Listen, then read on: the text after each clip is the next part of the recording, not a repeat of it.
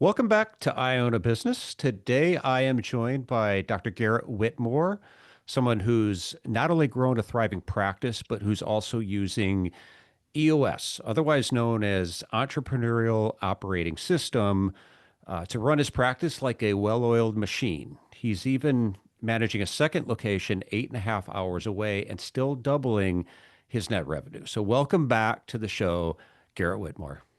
Hey, thank you very much, Steve. I'm really glad to be here and talk to you guys a little about EOS. So 8.5 hours between your two practices. I'm assuming you're not bouncing back and forth on the same day. I am not. We actually have 7 practices, but that was the newest one we acquired that's kind of outside an hour driving distance. And so, no, I've only been there once actually. But a different part of my team's actually up there as we speak, implementing our operations package for them. And yeah, I was just checking in with them earlier, and they said it's going well. And yeah, I think we've been at it for, let's see, about 2 months now, month and a half, and it's going pretty smooth so far, which has been great. Awesome. The having a practice that far away requires systems. So we're not going to talk specifically about how you do that, but it is going to feed into the topic of EOS and the systems that you've put in place to be able to operate multiple practices, especially when they're not close. You can't just drop in on any given day. So we're going to dig into that. We're going to dig into how you're using EOS tools and principles and how other practice owners can do the same. But at this point, there might be people listening asking, what the heck is EOS? So just on a general level, explain to us what that actually is. Yeah, EOS, it stands for Entrepreneurial Operating System. And it's not just specific to optometry, it's specific to any industry. You can apply it to anything, any business type. But basically, it has 6 core components. It's written in a wheel when you look at it. So there's vision, people, data, issues, processes, and then finally traction. So what's nice about it, it's not just theory, it's practical tools that you can put into play to run a system in your office. But what's neat about it is everything kind of intertwines on itself. So it's nothing in silos, everything works kind of in concert with each other. But the beautiful thing is once you get it going, you finally, I don't know, if you close your eyes, think about what it's like owning like a super well run business. You get to be there. So it creates freedom, both financially, also with your time, and creates a lot of joy. And it's a lot of fun. So that's what EOS kind of is on its face. And it's been quite the ride putting it together.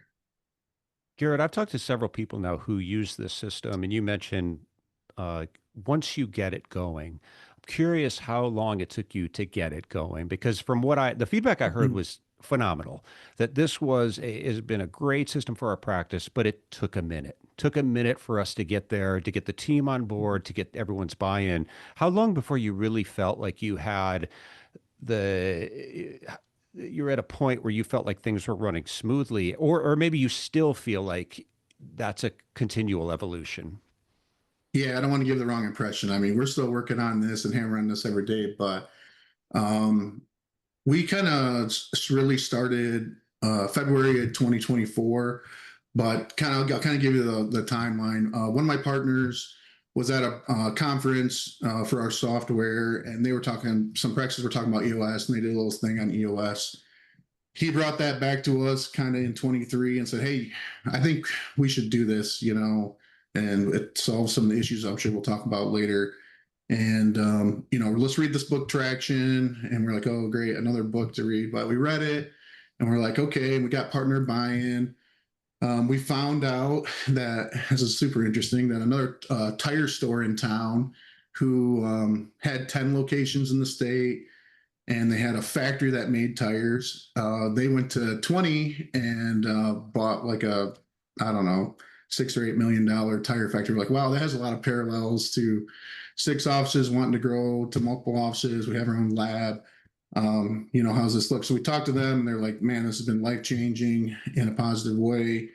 You guys should really do it. So yeah, after we read Traction, we got the buy-in, and you kind of interview a coach, once you find a coach that is going to work for you, boom, you start.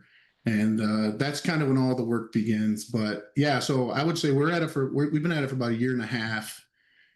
Well, since February 24, so you can do the math on the months. But I would say we're about 80% of the way there. We're still kind of wrapping up our processes and our guides, but pretty much everything else we kind of have in place. It's never a done system. It's always something that's worked on, but just having those in place, I'd say we're about 80, 85% of the way, like fully complete on getting to where we want to be. And then we'll go back and we'll kind of fine tune our system. So about a year and a half. And yeah, there's some pain along the way when you try to get buy-in from people. EOS is very high accountability.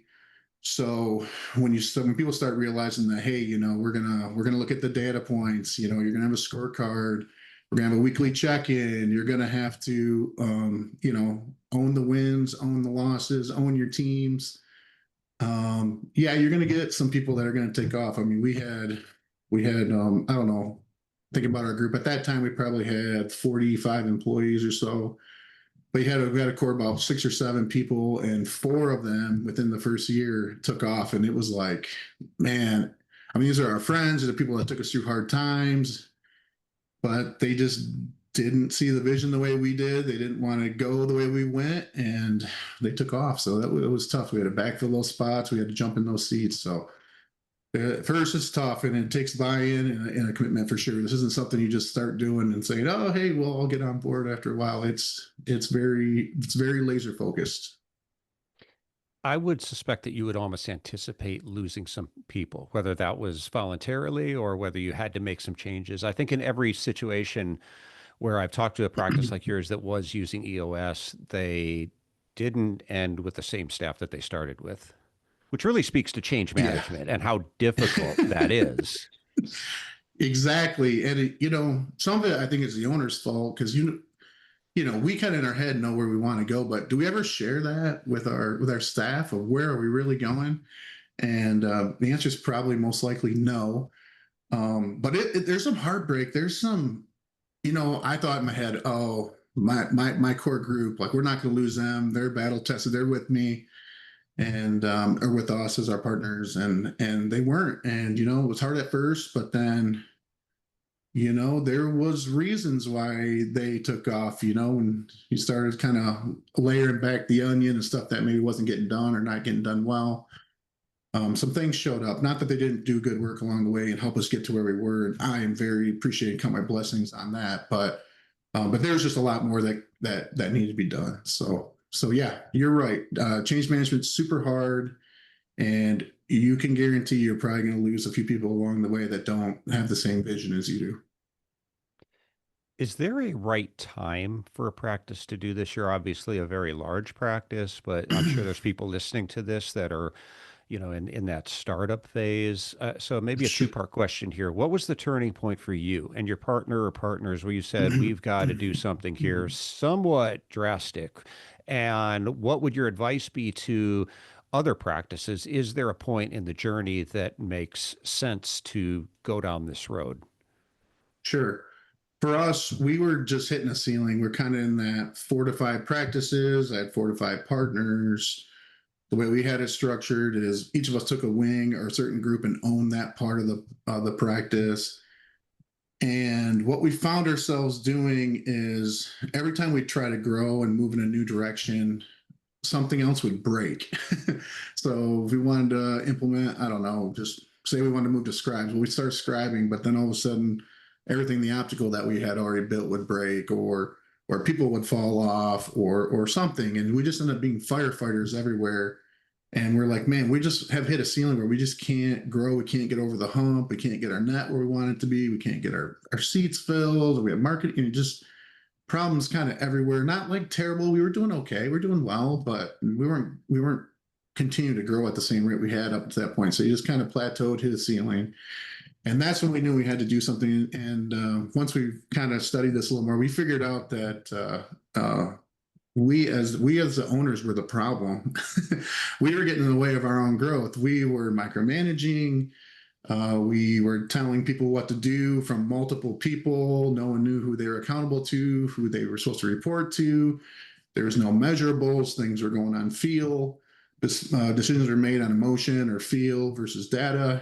And, you just spiral there. So I would say the smaller you are, the better and the easier it is to get going on something like EOS. I mean, as small as 2 or 3 people.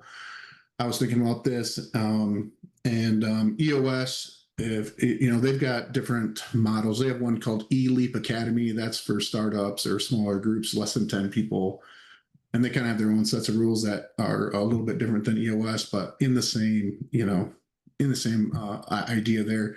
But the smaller you are, the sooner you can implement it, the easier. It's just more simplistic, and then once you get that drilled down, you'll grow quicker. So if I could go back in time to when we had, I don't know, 20 some employees and a couple, 2 or 3 offices, and that's where I would put this in, right around probably 4 to 5 people would be a great spot. About the time where you, as the owner doctor, you'll say if you're in your own practice starting up, where when you find yourself sitting in 5 or 6 seats in your practice and you're starting to hire people, but they're not quite getting done the things you want to get done, so you just do it because you can do it better than them. That's just like buying a bunch of robots and telling them to do tasks. That's when it's time to put in EOS. And then, oh man, your life will be much less stressful. Things will get done probably better than you could do it in a few cases, and you'll be much happier. You know what's funny is I think this is one of those things that a lot of doctors know, but they just have trouble executing on it. And I'm going to quote you from the white paper that you gave me to read. I think you sent it to me last week. It says, you can't be the doctor and the manager. And it's real simple. And I think most doctors know this, but they struggle to let go. They struggle to relinquish control. And now we could look at it from the standpoint of, is that an issue that I have? Is it an issue? Is it a hiring issue that we're not having people that we trust that we can let go to? But how much of a struggle was that for you? Because, like you said, you're sitting in 5 or 6 different seats. There's a variety of reasons for that. Maybe the people on your team, you don't trust them. Maybe they haven't been trained or developed to that point. But how much of a point of friction was that for you and your partners? Sure. Major point. Yeah, I mean, think about it. We're doctors. We want everything to be perfect. We want the perfect outcome.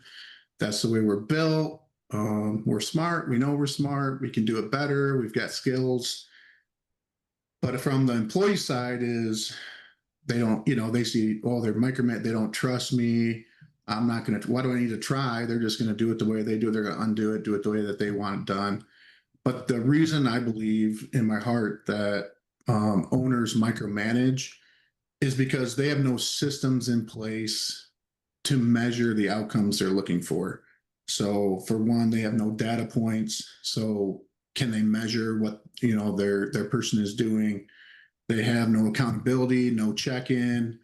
Most people are hiring good people, and these people get frustrated and they leave, and they have to be retrained because they're not finding value or a fulfilling career. I mean, think about it. You want a career, and yeah, you want people around you to do well, but they also want a career. So, if you're going to hire people that are going to be robots for you, a smiling robot and a happy robot, those robots are going to leave. You want people that are going to grow with you, build with you. They want the accountability. They want to have purpose too in what they're doing. So you steal that from them when you micromanage them. And I would say, most people get in their own way. I even still do. I mean, even when we started this, your coaches have you sit down and all of a sudden you do this little therapy session, and it gets awkward. This is why you need a coach, because they make you do awkward stuff like this. You sit on these couches in a room. They say, okay, we're going to be 100% open, honest.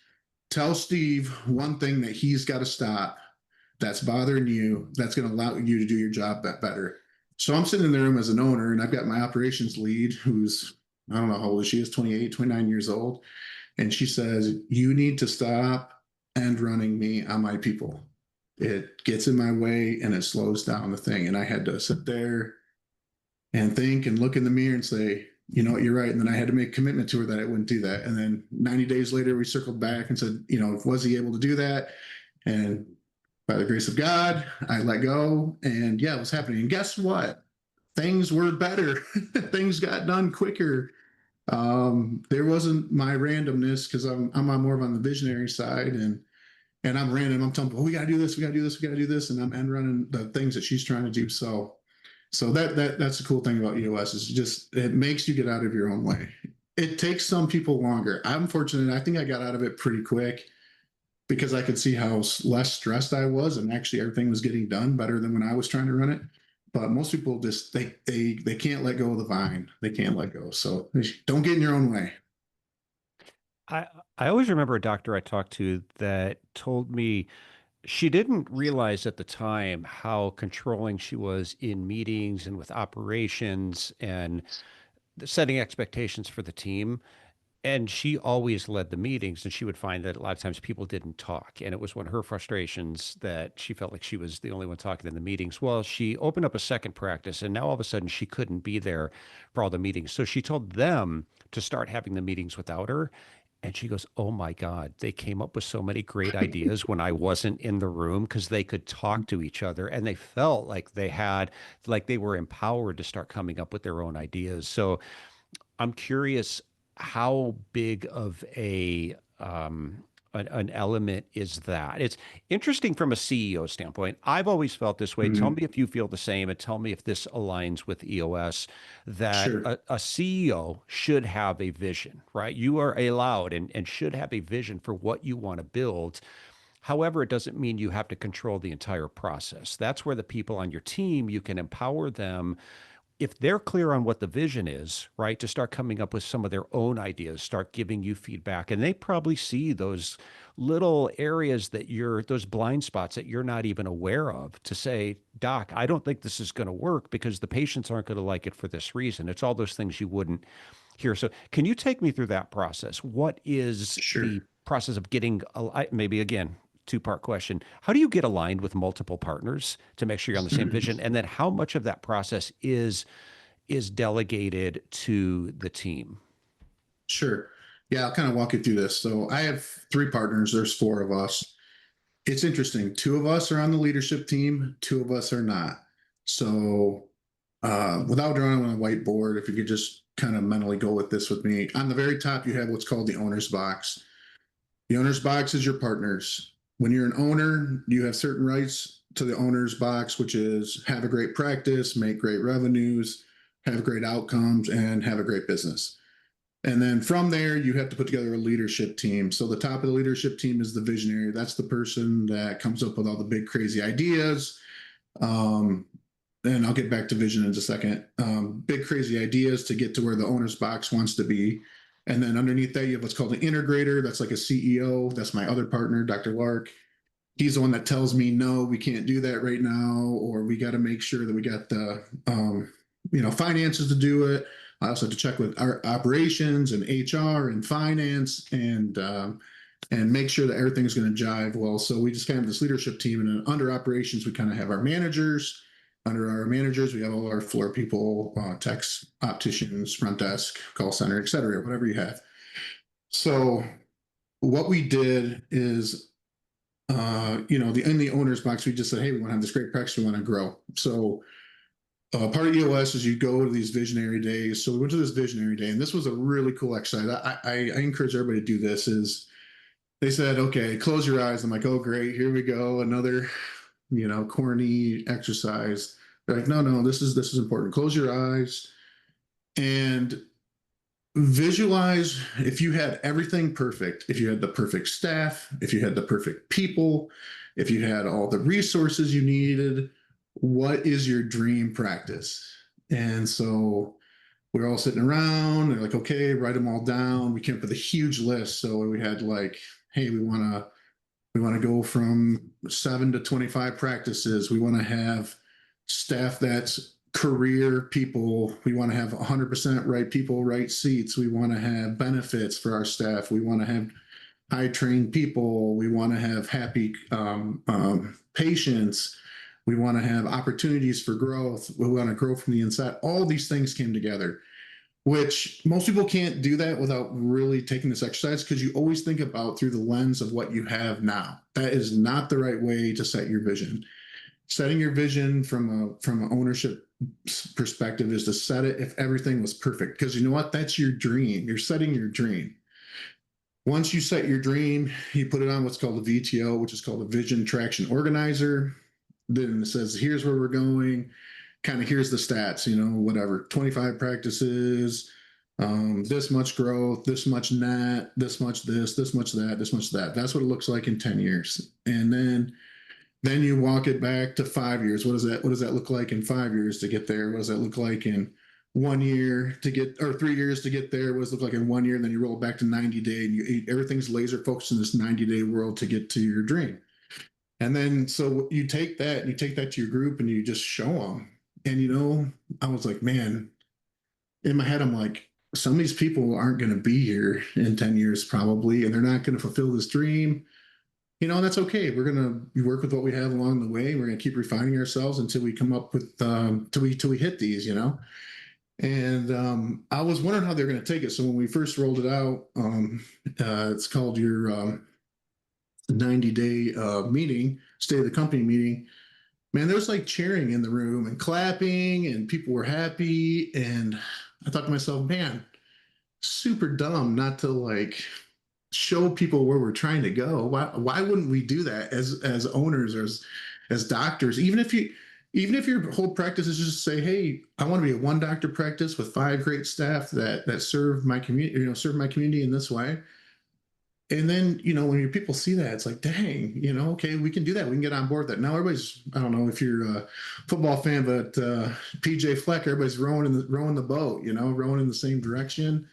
And yeah, that's how you do that. So that's how you set the vision. So the owners have a vision generally, and then your leadership team sets the main vision, and then you bring it down. We check with the owner's box, but we're kind of representation, because we meet every month and talk about stuff that's happening too with the guys that aren't on the leadership team.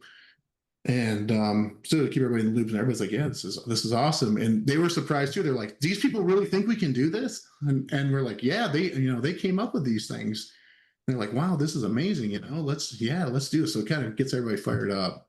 And so that's how powerful just creating a vision and then showing the vision is. Of course, there's more tools, but that's what gets the ball rolling.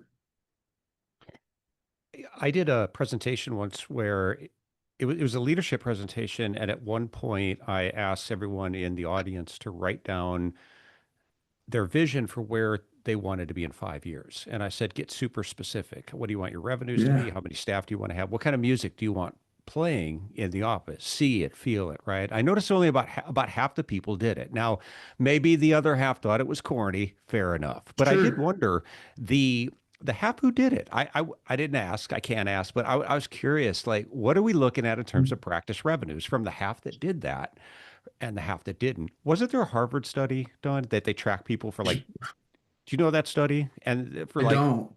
30 years or 40 years or something, that people that went and when they wrote down their goals coming out of college, they made like 2.5 times the Oh yeah, income as I've the heard people who that. didn't.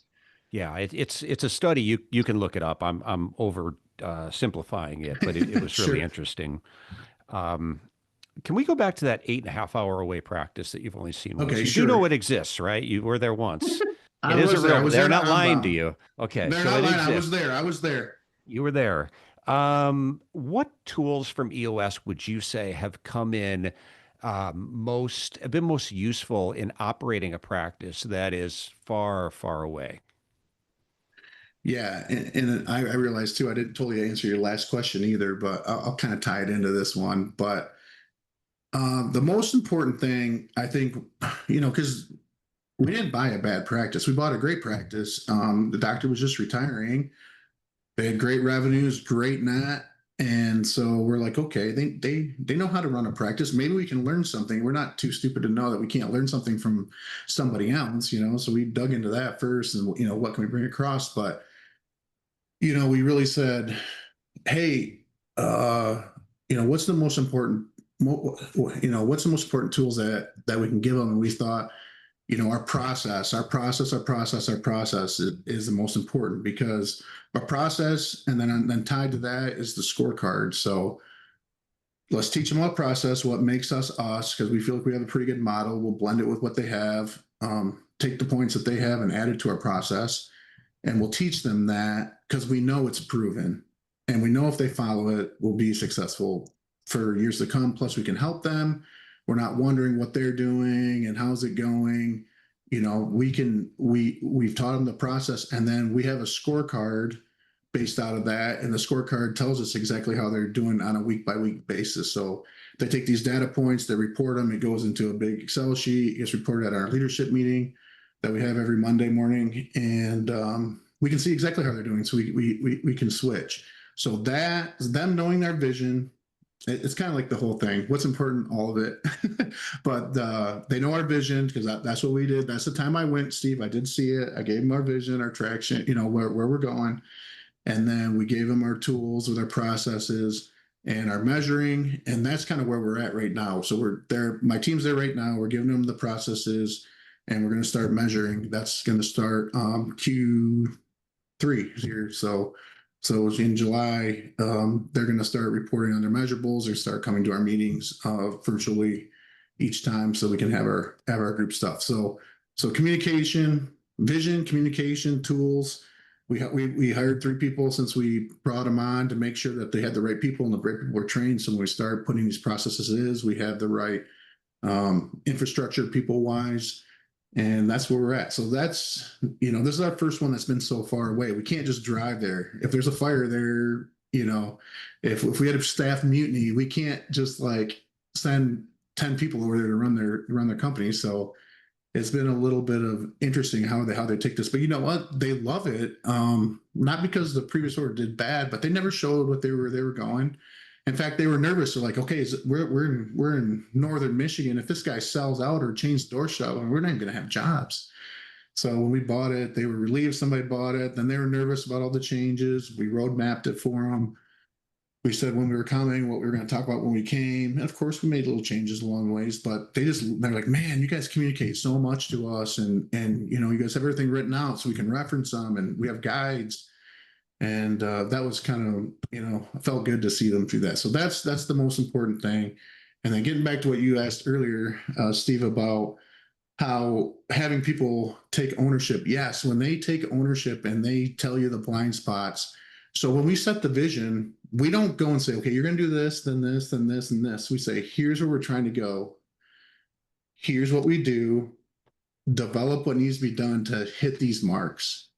Whatever that takes, the most efficient way, do it, because we're evaluating you on hitting your marks. If you hit your marks and you have a certain way of doing it and it's best practice, we'll put that into best practice for our whole company. And you know what? They come up with stuff all the time. That's great. Scripts.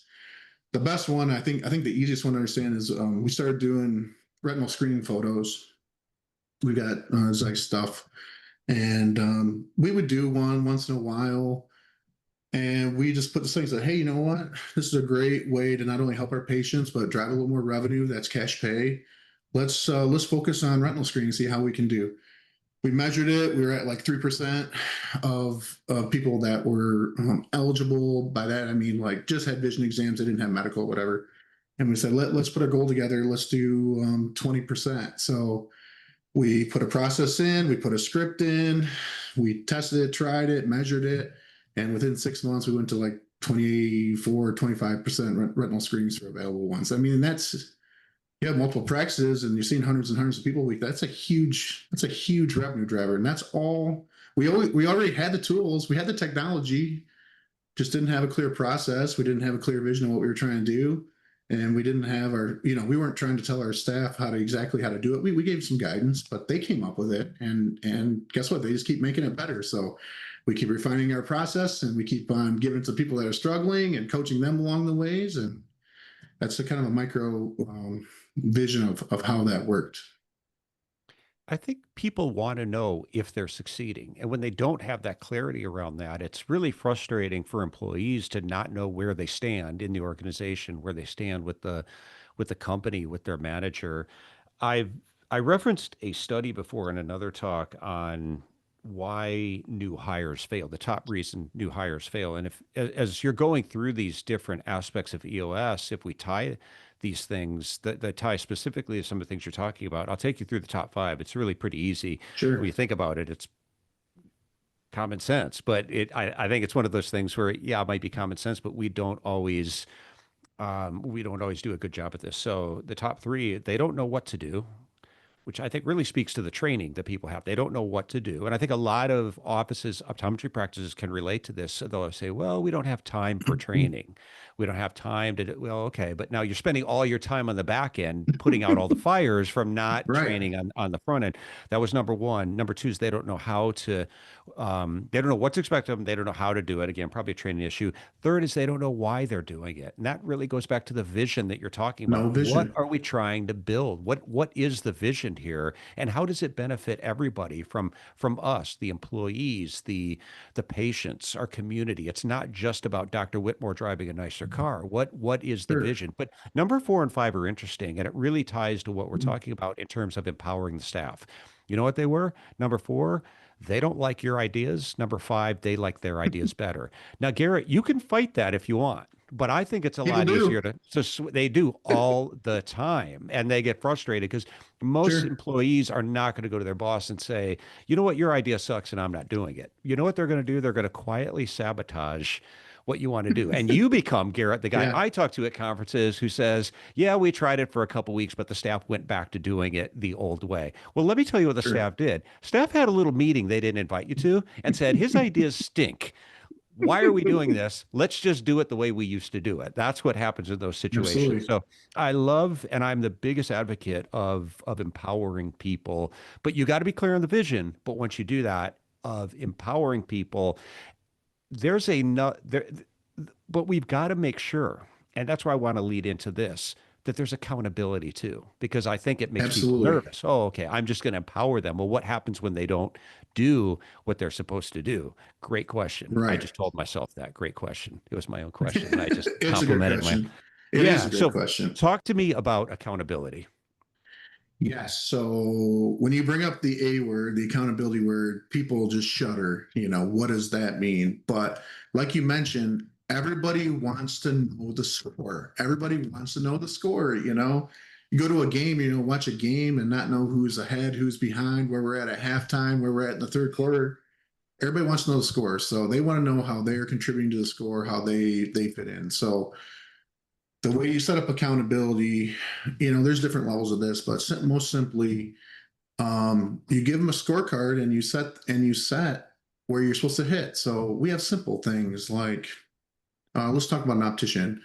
Our goal is to sell like 35% AR upgrades or 30%. That doesn't seem crazy. I know there's some practices out there that do like 80, 30, I think is the average. That material upgrades, not selling to people that don't need it, just making sure you're offering it to people that do and putting the right indexes on the right patients. Um, a couple things like that. So what we do is we say, okay, here's our goal. Our goal for our quarter is to hit 80% of these metrics. And so we give the ones that pertain to that person. We at least everyone in our company has at least one metric they track that supports the company's goal. And so in an optician sense, we track some of those even at the leadership level, but they know exactly where they're supposed to hit. So they know if they're doing a good job or not. They're getting their work done and they're hitting their goals. And on top of that, we add a little bit different element, not a different element, it's EOS, but we make sure that they hit our four core values. They got to have 3 out of 4 yeses, and the other fourth one has to be most of the time. They also have to get it. They also have to want it, and they have to have the capability to do that, which comes with training and some things like that. And then they have to hit their scorecard. If you're doing all those things, not only are you a great employee with building a great culture with like-minded people that are trying to do the same thing you are, you know what the score is. So then when we go to our 90-day meeting and we look back and we say, hey, here's where the company's score is. Here's how we did. So we look back and say, here's what the score was. And then we look forward and say, here's what the score is going to be for the next one. And then we go after those. And of course, there's different incentives. So people that are hitting your score is just your base It's what we expect at a base level out of our people. If you're going above and beyond that, that's when you start getting eligible for raises. And then of course, like if you hit certain score, if we hit our net and our gross and we hit our 80% of our scorecard for the quarter for the practice, then we give an incentive to people in our company. And you know what? That keeps them hungry for growth.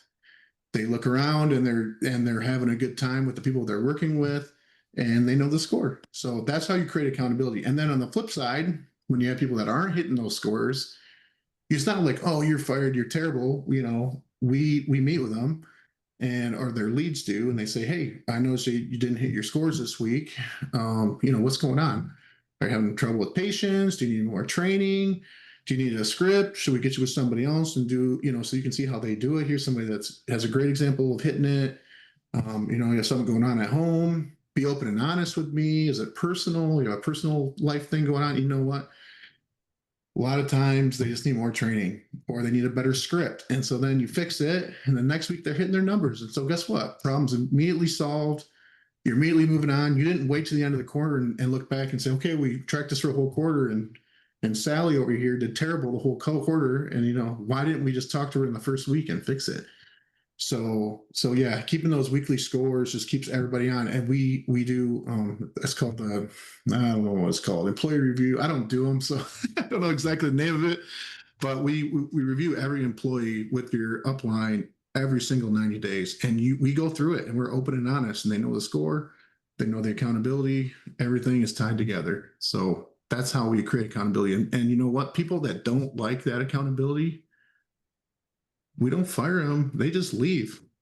They are outliers, they stand out, and when they're getting called on it, they just leave. They don't want to keep getting scrutinized every week for not doing well. People just say, I'm going to go find something that either suits me better or is easier or whatever they want to do in that manner. Yeah, and that's a big part of accountability too. And I think it's one of the aspects of it that holds so many people in leadership back from holding people accountable.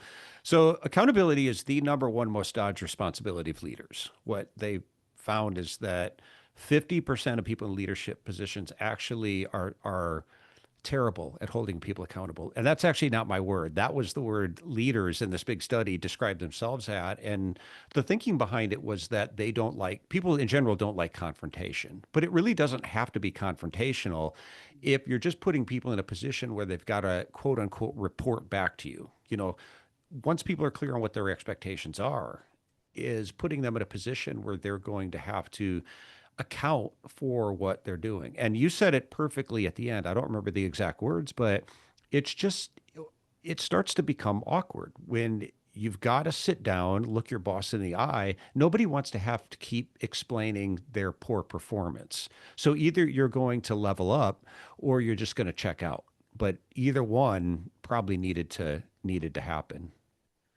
Yeah, it's almost like it just account. It's what's beautiful is you don't even have to get mad at people. You just say, hey, look, I love you, as a person, but here's what we need you to be. You're just not there.